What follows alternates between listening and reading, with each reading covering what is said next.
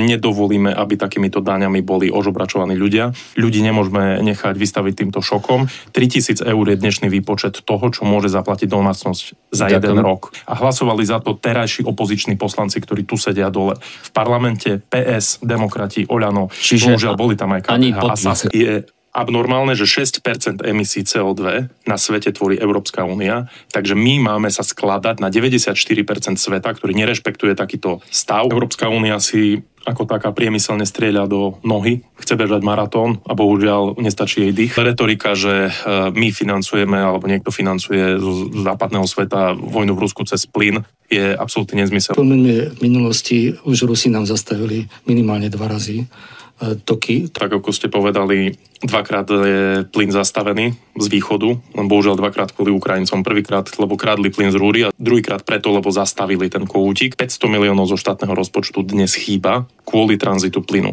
Až keď vyjdú ľudia do ulic v Európe, v západnej Európe, až vtedy pochopia, že vysoké ceny plynu, ľudia bez práce, vysoké ceny palív, emisné povolenky vyženú ľudí do ulic kvôli chudobe a naozaj sa vtedy spamätajú, že budú musieť prehodnotiť tieto svoje nezmysly.